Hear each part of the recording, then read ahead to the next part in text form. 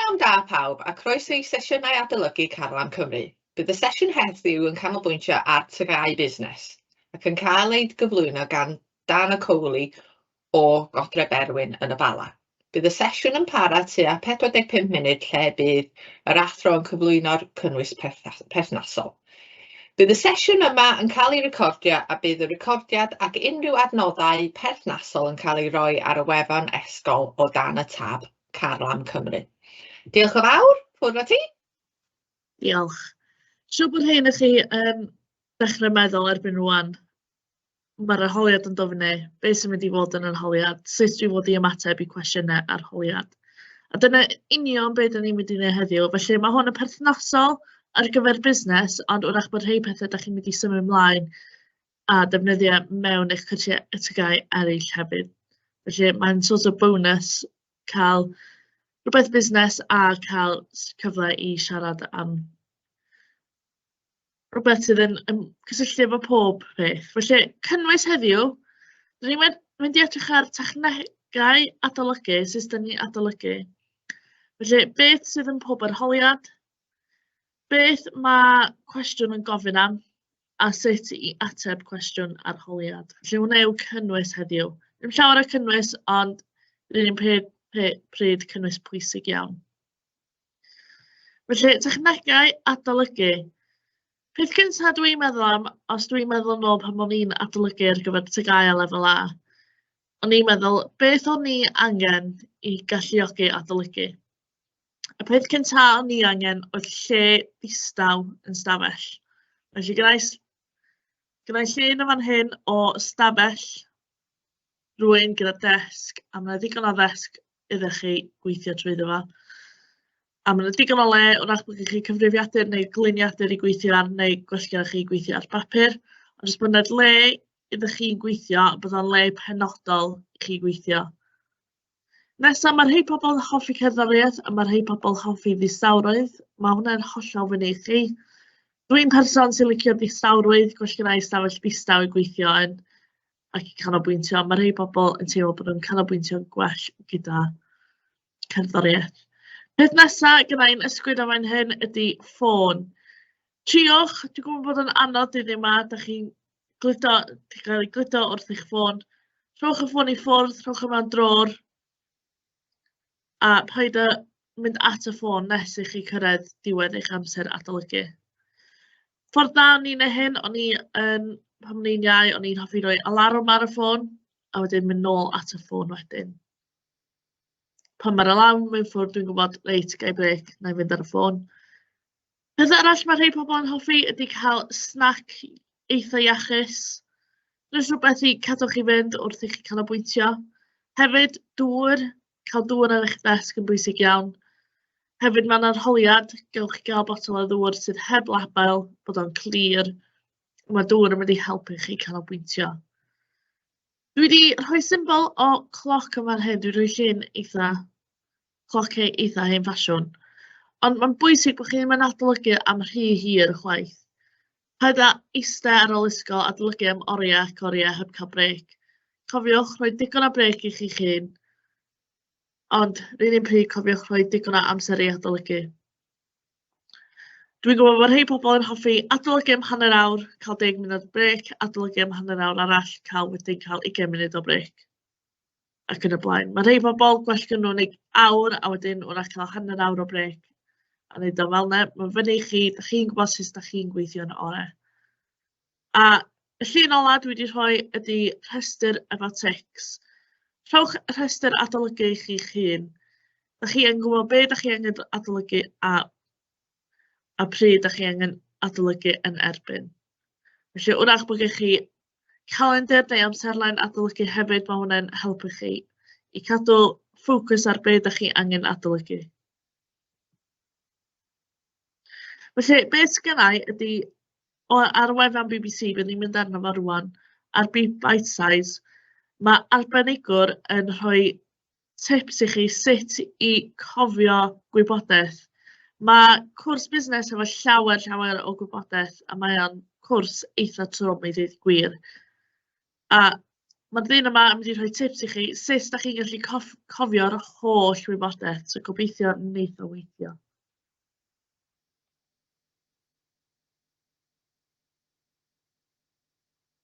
Felly dyma fo.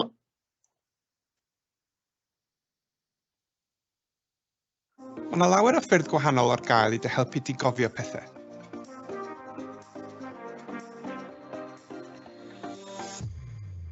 Mae mapiau meddwl yn ffordd effeithiol o gysylltu gwybodaeth o fewn pwnc.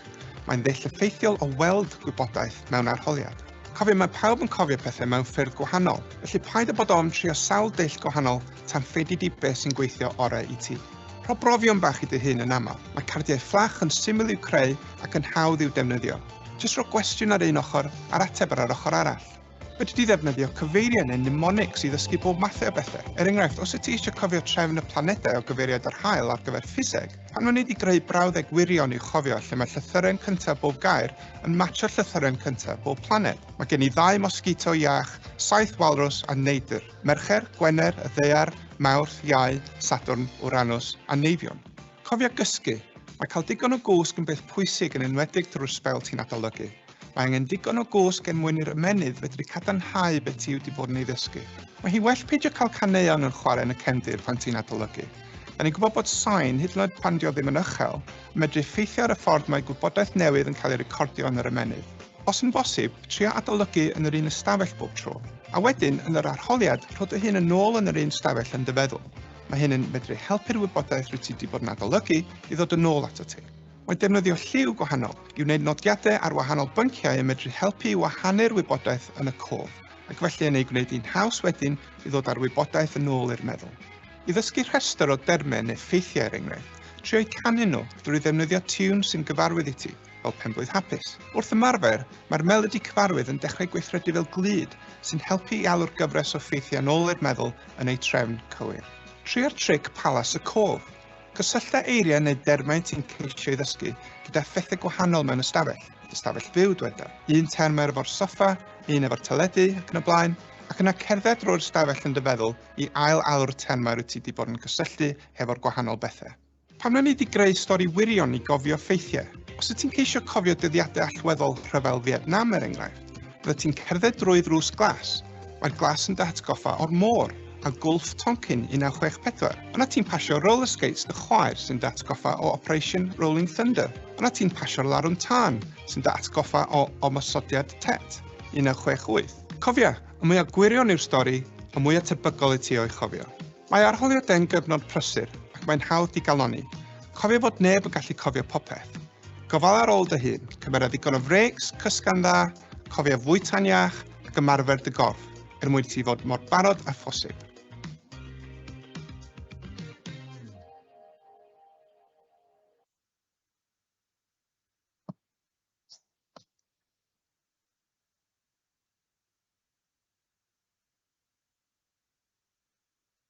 Felly, yn ychwanegol i be mae'r ddyn wedi dweud wrthych chi, un ffordd dwi wedi gweld bod disgyblion yn hoffi adolygu ydy recordio nhw'n hunain a gwrando fo yn ôl dros amser.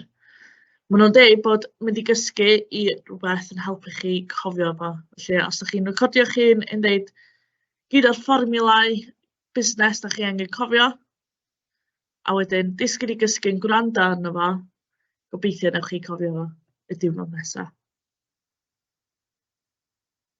Felly, beth sydd yn yr arholiadau ydy'r cwestiwn nesaf? Felly, mae yna 2 arholiad. Mae yna un sydd efo 100 marc a mae un efo 60 marc. Ac os ydych chi'n rhannu hwnna i fyny, mae'r un gyntaf, sef uned 1, y byd busnes, yn 62.5% o'r cymhwyster, lle mae uned 2, y canfyddiadau busnes, yn 37.5% o'r cymhwyster. Felly, mae'r 2 arholiad yn wahanol i gilydd. Mae'r arholiad cyntaf byd busnes yn cymysgedd o atebion byr a cwestiynau strwythedig yn seiliedig ar deunydd ysgodi yn ymdrin â'r holl cynnwys y fanyleb. Be mae hynny'n golygu yn geiriau syml? Da chi'n cael cwestiynau byr a da chi'n cael cwestiynau hirach sydd yn ymestyn sydd ar pob peth da chi wedi dysgu dros y 2 blynedd diwetha. Mae'r ail arholiad, cwestiwn ymateb i ddata yn ymdrin ar holl gynnwys y fanyleb. Mewn geiriau syml, da chi'n mynd i cael pecyn, wrach 1, wrach 2, wrach 2 dudalen gyda gwybodaeth am busnesau.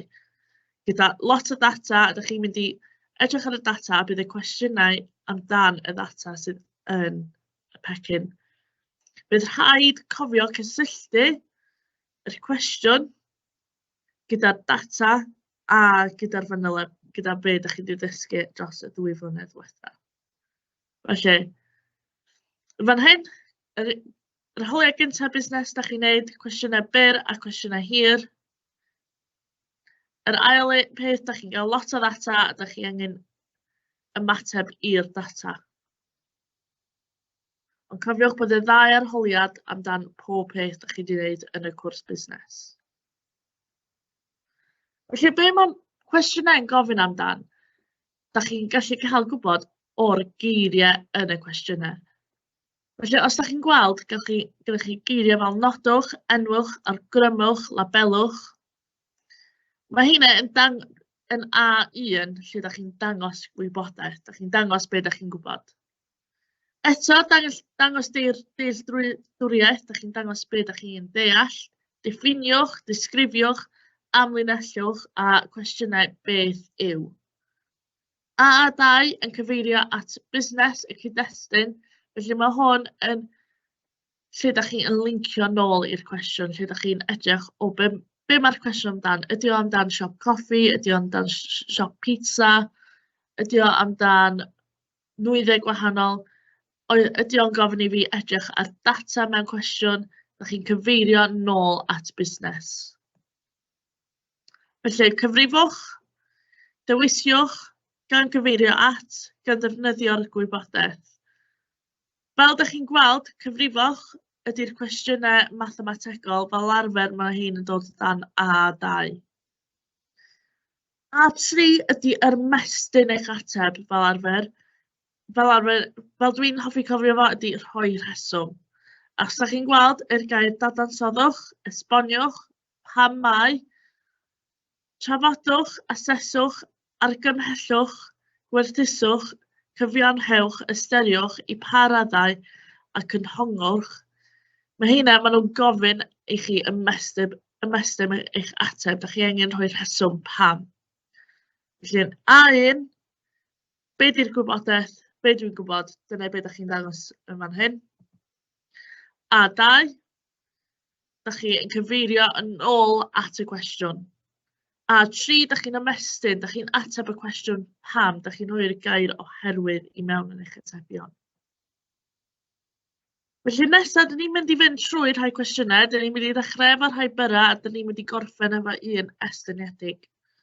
A dyn ni'n mynd i fynd trwyddyn nhw. Rhain nhw dwi wedi rhoi atebion gyda enghraifft, a da chi'n mynd i ffio dyfalu faint o marciau. Felly, dyma'r sefyllfa, mae hwn o'r papur uned cyntaf, bydd i gyd o'r cwestiynau o'r papur uned cyntaf, gan fod nhw'n haws i arddangos ar sgrin, gan fod does dim llawer o wybodaeth i roi iddo chi.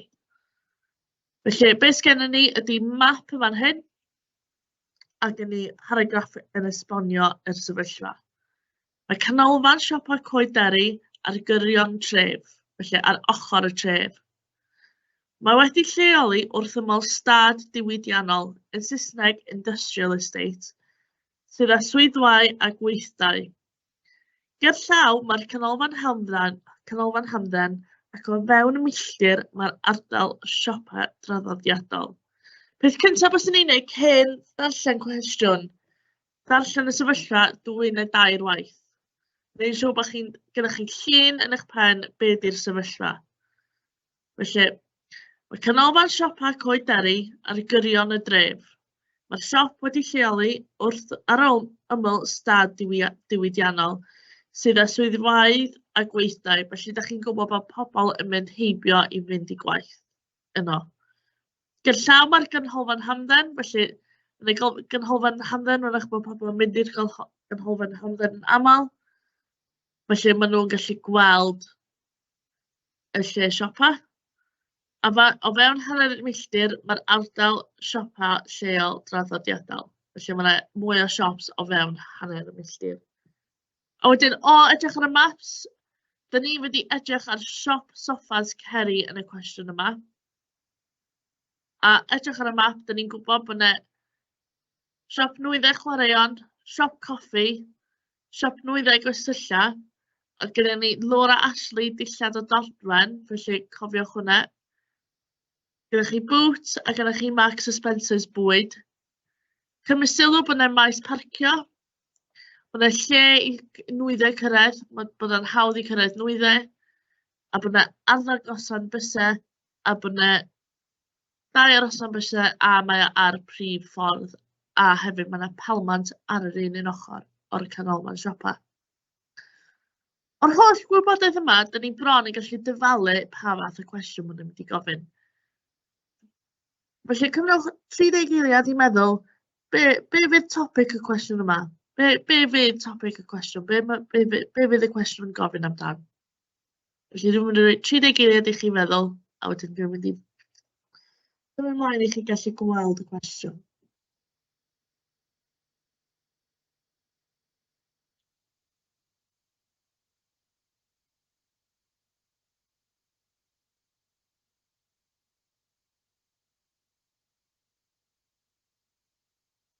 Felly, o'r gwybodaeth yma, yn symud ymlaen, mae'n amlwg mae'n mynd i siarad am lleoliad. Felly, y gair pwysig yn fan hyn ydy lleoliad. A mae'n dweud amlinellwch. Felly, cyn i ni hyd yn oed darllen y cwestiwn i gyd, mae'n dweud amlinellwch. Os ydym ni'n mynd nôl at hwn ein tudalen gwyrdd, dyn ni'n chwilio am amlinellwch a dyn ni'n gwybod A1 mae'n mynd i gofyn amdan o leiaf. Amlinellwch 2 o'r buddion, benefits, gallai ceri i ennill o lleoliad ei busnes yn canolfan siopa Coed Derry. Felly mae'n gofyn am 2 peth dda fydd ceri yn ei ennill o siopa yn Coed Derry.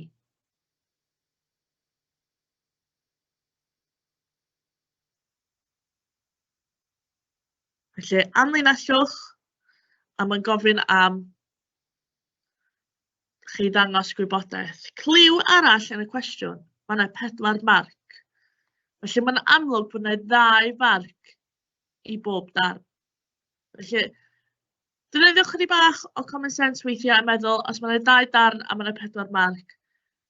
Yndw, dwi'n gorau amlinellu a dwi'n gorau rhoi rhyw fath o gwybodaeth, ond wrach dwi angen estynnu fo yn bellach. Felly mae hwnna'n cliw iddo chi. Faint y marciau yn rhoi cliw eitha mawr iddo chi. Felly y dyma ydy maen nhw'n gofyn am. Fan hyn, maen nhw'n gofyn am A1, A2 ac A3. Felly os da chi ddim yn cofio mynd yn ôl, da chi'n dangos gwybodaeth, da chi angen cyfeirio at y busnes a da chi angen dadansoddi. Ac bod yn mwy penodol, da chi'n cael 2 marc am argymell, wneud argymell a 2 marc am esbonio, felly deud pam. Felly, yn mynd nôl at y cwestiwn, dwi eisiau cymryd 30 eiliad i meddwl ydy 2 buddion a rhowch rheswm dros y buddion. Yn rhoi 30 eiliad i chi meddwl am 2. Os da chi eisiau, gallwch chi sgwennu nhw lawr ar dan o bapur neu yn y Q&A fyny chi. Os da chi'n gwylio hwn fel fideo, gallwch chi pause a gallwch chi ateb nhw'n llawn os da chi eisiau.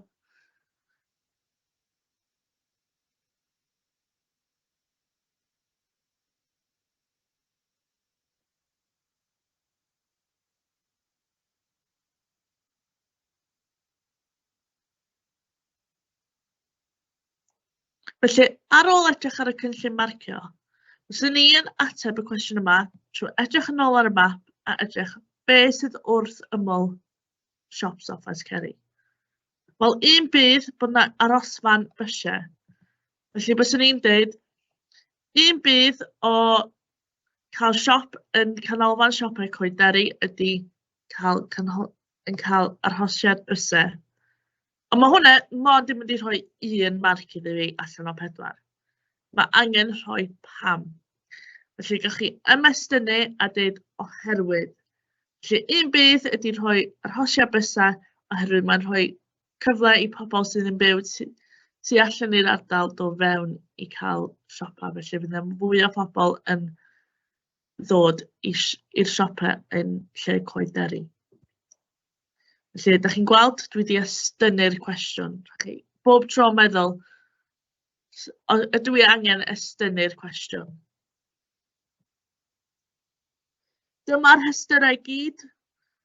Felly, yr hata. Felly, os da chi'n edrych yn ôl ar lleoliad busnes, bod tu allan i tref yn rhata na fod tu fewn i canol tre. Mae'n agos i'r ffordd prif, dyna fel ni'n dweud cynt. Edrych yn y map, mae'r prif ffordd o fanna, mae reit arno fo, mae pobl yn mynd i gyrru heibio. Easy access for customers, mae'n hawdd i cwsmeriaid cyrraedd y siop. Mae o wrth ymyl y prif ffordd ac agos i'r stop bus, felly fel ni'n dweud, byswn ni wedi cael y marc am bod o'n hawdd i cwsmeriaid cyrraedd, a byswn ni wedi cael marc i dweud bod o'n agos wrth y baes bwsiau. Mae yna lle parcio, mae yna ddigon o lle i pobl parcio. Digon hawdd i nwyddau cyrraedd. A mae yna cystadleuaeth efo siopau debyg, fel o'n i'n trio ddeud cynt. Yr ail cwestiwn yn y cwestiwn arholiad hwn, yr ail rhan, ydy eglurwch 1 anfantais bosib gan siop soffas ceri i wynebu'n y lleoliad hwn. Felly eto, da chi'n mynd i sylwi faint o marciau sy'n yna. Oes yna 1, oes yna 2, oes yna 3. A edrych ar y geirfa, eglurwch. A dwi'n mynd i, be mae eglurwch yn gofyn am? Ydy o'n mynd i gofyn am A1, neu ydy o'n mynd i gofyn am A2 neu A3? A wedyn, dwi eisiau chi cymryd 30 eiliad i meddwl am ateb yn eich pen, neu gewch chi sgwennu fel lawr.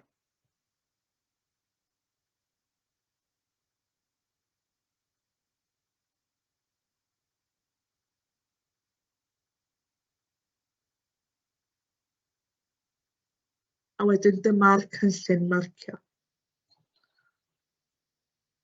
Felly, mae gennych chi cystadleuaeth rhwng busnesau gwahanol, felly wrach bod pobl yn adnabod y cystadleuaeth, felly maen nhw well gen nhw mynd i rywun maen nhw'n adnabod, neu bod gen nhw prisiau llai, neu bod nhw'n mynd i dre. Wrach bod y lle parcio mynd i fod yn llawn gan bod yna gymaint o amrywiaeth o bobl.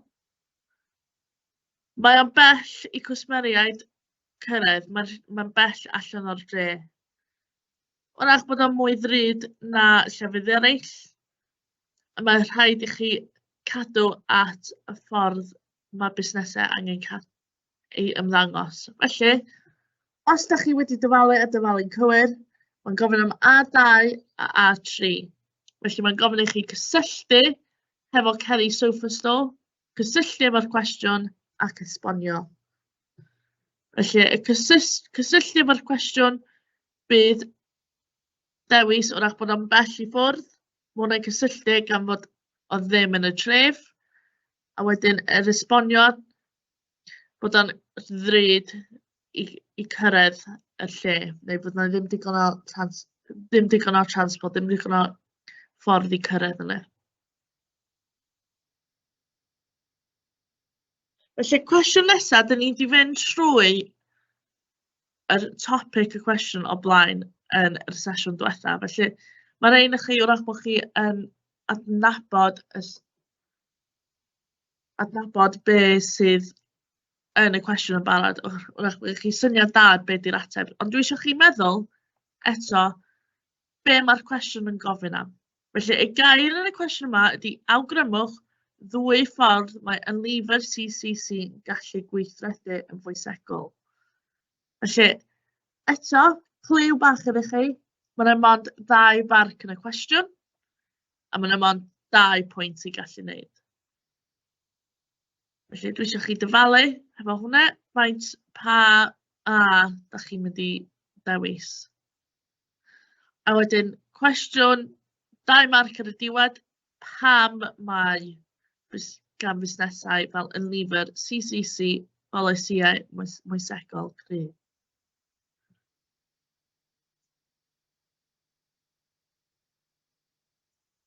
Felly, yr cwestiwn gyntaf fan hyn, awgrymwch. Mae awgrymwch o dan A1, da chi'n dangos y gwybodaeth. Da chi angen gwneud ydy nodi lawr be da chi'n gwybod fel ateb. Does yma angen rhoi rheswm, does yma angen estynnu, da chi jyst sgwennu be da chi'n gwybod lawr o'r bapur. A wedyn cwestiwn rhif 2, mae'n gofyn am pam mae. Mae angen i chi ymestyn eich ateb. Mae'n bwysig iawn bod chi'n ymestyn eich ateb.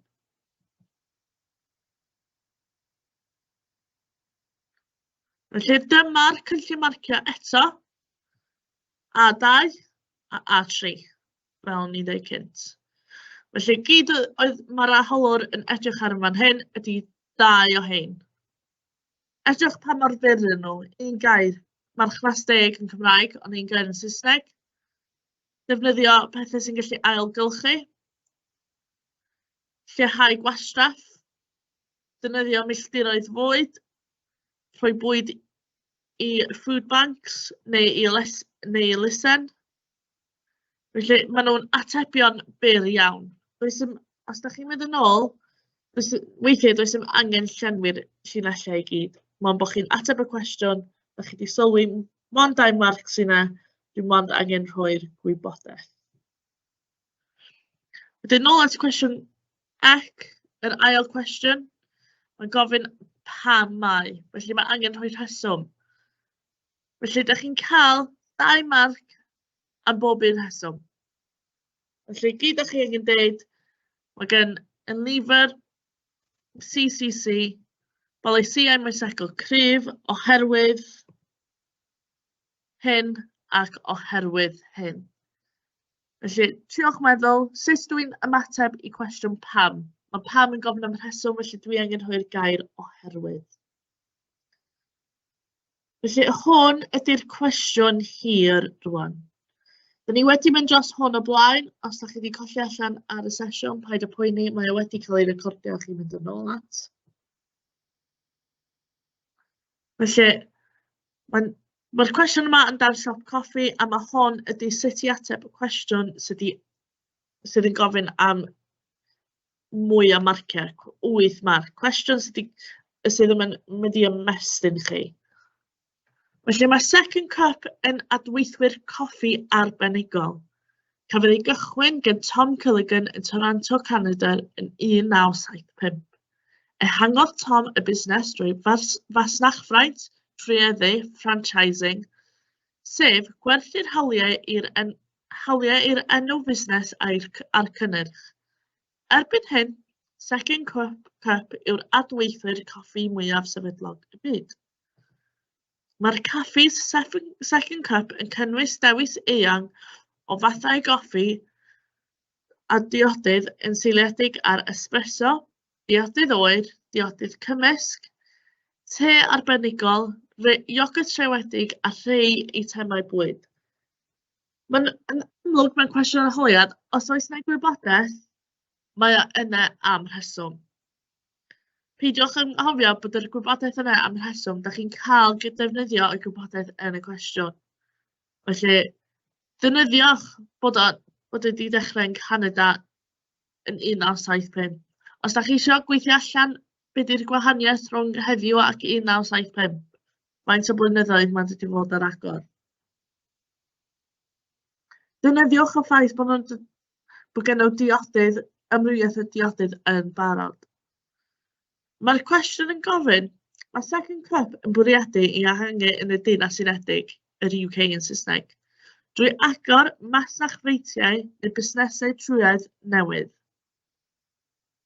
Esboniwch beth yw manteision ac amanteision i ddod yn deiliad ffraint neu trwyddau franchisee yn Saesneg. Felly, mae rhai pobl, dwi wedi cael lot o'r rhai fi yn yr ysgol wedi gofyn, wel, sut dwi'n taclo'r cwestiwn?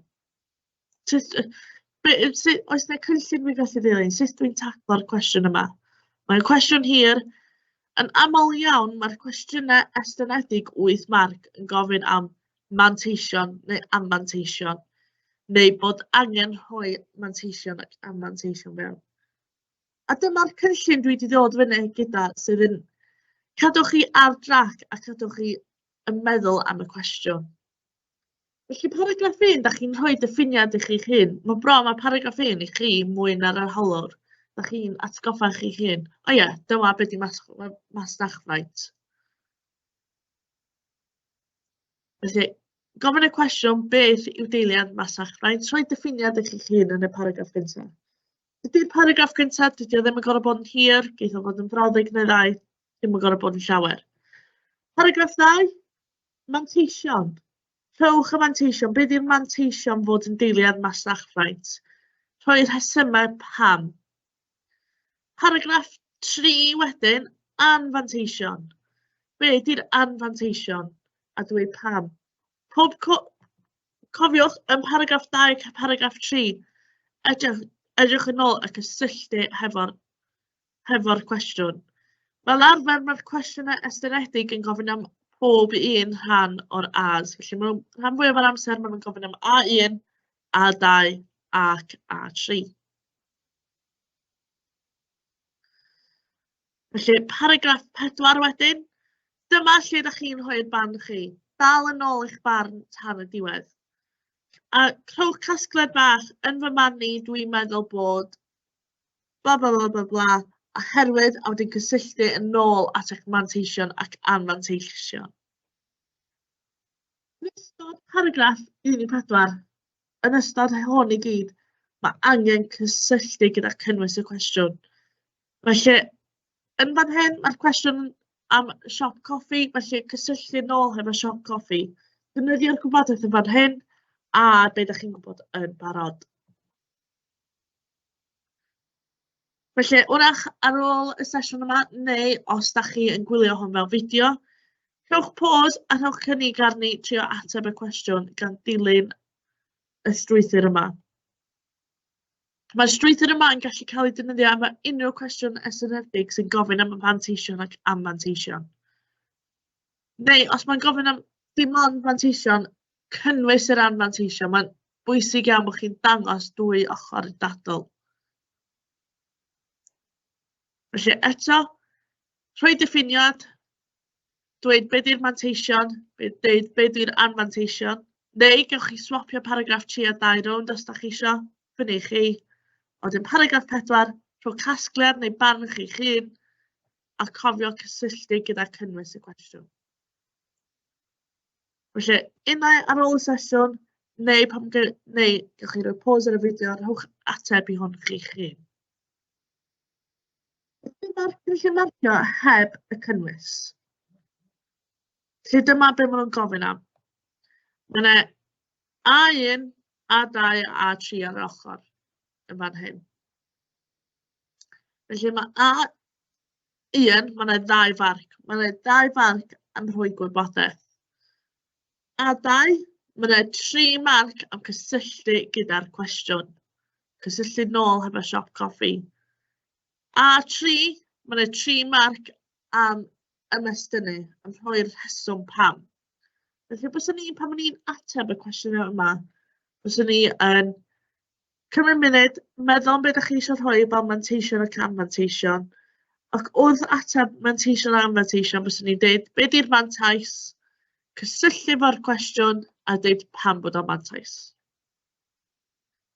Felly, mae hein yn cael ei lefelu. Felly, lefel 1, advantages and disadvantages, manteision ac anmanteision wedi cael ei ddeud, ond does yn esboniad. Felly, ydych chi'n cael y 2 marc a 1. Ydych chi'n... Dwi'n gwybod bod i mantais, dwi'n gwybod bod i anfantais, ond dyna fo. Cwestiwn 2. Lefel 2, ydych chi angen dangos bod chi'n gwybod pam. Dyma lle ydych chi'n dechrau esbonio.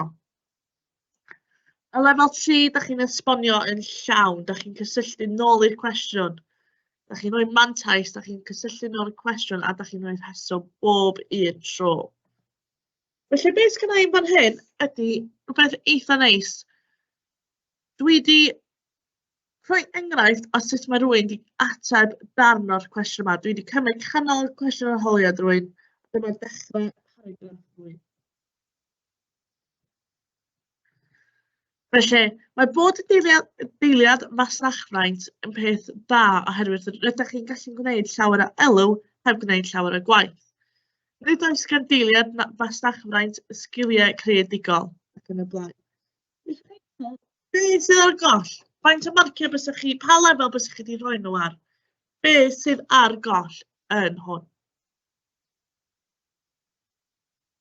Felly, na rwy'n mynd i chi meddwl beth sydd ar goll. Beth maen nhw wedi anghofio?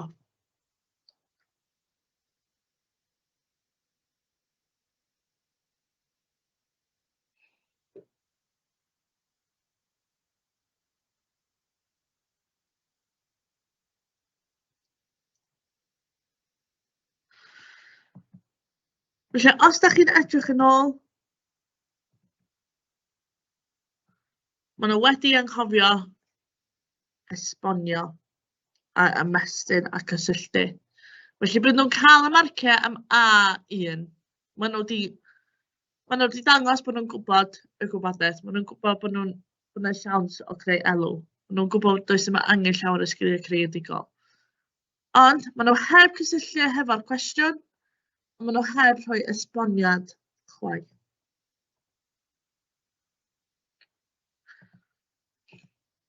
Felly dyma fel un y well, un lefel y well. Felly yn y coch, dyma lle maen nhw wedi newid o a maen nhw wedi rhoi oherwydd, da chi'n gweld y gair oherwydd yn amlwg. Mae bod y deiliad masnachfraint yn peth dda, oherwydd rydych chi'n gallu gwneud llawer o elw heb wneud llawer o gwaith. Mae hwnna'n union un peth ar braddu gyntaf yr un gyntaf.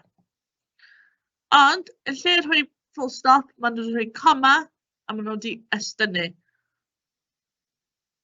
Oherwydd, nid yw'r deilliad masnachfraint angen talu am costau ychwanegol fel hysbysebu ac ymchwil fasnach. Bydd y fasnachfraintwr wedi gwneud hyn yn barod. Felly bydd hwn wedi cyrraedd lefel 2 wan. I wneud hwn cyrraedd lefel 3, bydd angen un peth ychwanegol. Un peth ychwanegol bydd cysylltu fo nôl hefo'r cwestiwn. Felly, yn barod, dyn ni wedi cael y marciau ychwanegol, ond i wneud o well, bysach chi'n troi nôl at y cwestiwn, bysach chi'n troi nôl bod y siop wedi cael ei agor ers 1975. Bod pobl yn gwybod amdano y siop yn barod.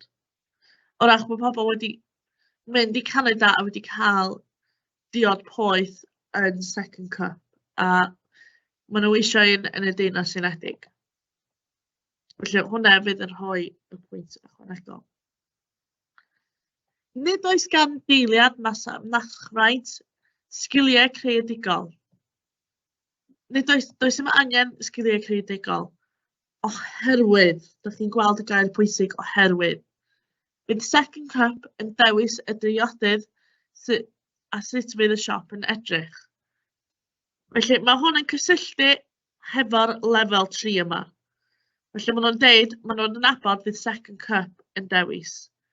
I neu hwn hyd yn oed yn gwell, byswn ni yn cyn deud bod second cup yn dewis, byswn ni'n deud bod y fasnachfraintwr yn fel arfer yn dewis edrychiad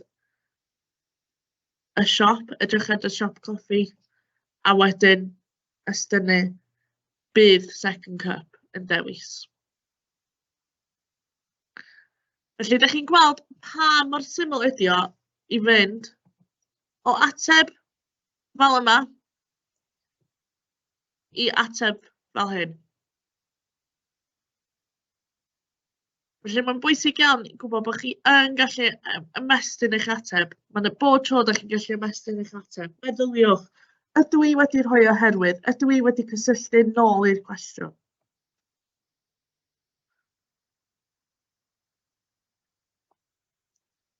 Felly, i gorffen ffwrdd, wel, cyn i gorffen ffwrdd, mae gennau fideos arall, a mae'n neis cael clywed fideos o pobl sydd newydd gorffen eu TGAU a sut maen nhw wedi adolygu. Mae'r fideos yn Saesneg, ond maen nhw'n ddiddorol iawn, a mae'n rhoi cyfle i chi meddwl sut ydw i'n mynd i adolygu busnes.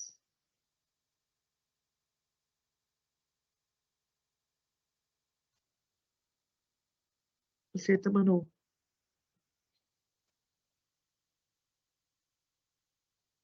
During your day for revision, it really helped me to get my head down.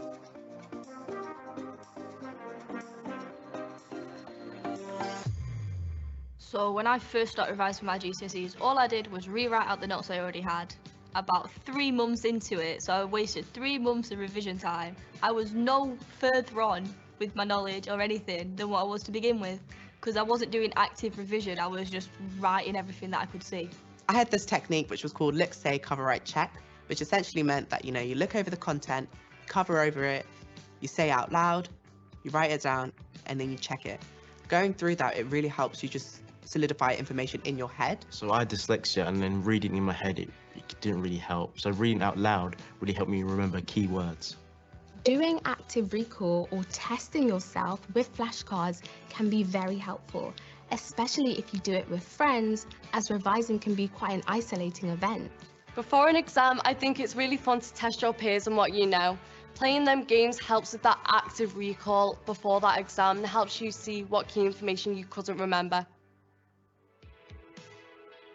For me, I put a mind map at the start of each jotter just so I kind of know what I need to revise, so I can tick it off what I've done and what I need to do. I love using mind maps because at the start of every topic, I like to write down everything that I know and then fill in any gaps later on. When I've been revising, I do like to use drawings. For example, the water cycle. I like to draw that out and use words underneath to explain what's going on.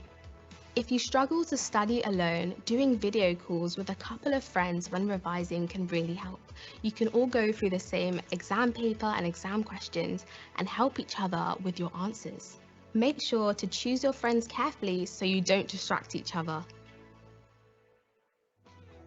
With my sensory overload that I've experienced quite often, I revise in smaller chunks and kind of focusing on it for 20 minutes, giving myself a break and then coming back to it. But also I had a fidget toy that I always had on me because it helped me to focus. I use sticky notes for stuff like French and English lit, so I would write down quotes, I would write down French tenses, verb endings, anything you could think of. I found it so helpful to embed Spanish in my daily life. For example, saving my parents under madre and padre in my phone instead of mum and dad. Also, watching Spanish shows with English subtitles helps you get used to the language and the accent. I think everyone revises differently, and it's really important to remember that while you're doing your own studying. Find out what your own weaknesses are and work on them. There are lots of ways to revise, so figure out what's best for you.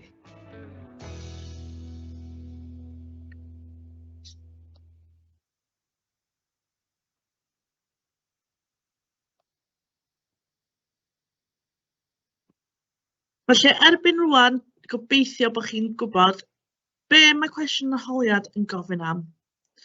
Sut ydych chi'n mynd i adolygu, a gobeithio bod chi'n poeni llai chydig bach am yr arholiadau sy'n dod fyny. Dyn ni wedi fynd dros technegau adolygu, ydych chi'n gwybod sut i adolygu, gewch chi syniad da o sut bydd stafell chi pan ydych chi'n adolygu. Ydych chi'n gwybod trio cadw'r un stafell pan ydych chi'n adolygu. Ydych chi'n adnabod rwan beth sydd yn pob arholiad? Ydych chi'n dechrau dod i dall be mae cwestiwn yn gofyn am? A gennych chi syniad da i sut i ateb cwestiwn arholiad, enwedig un estynedig sydd yn gofyn am manteision ac anfanteision. Gobeithio bod hwnna yn digon o fydd i chi.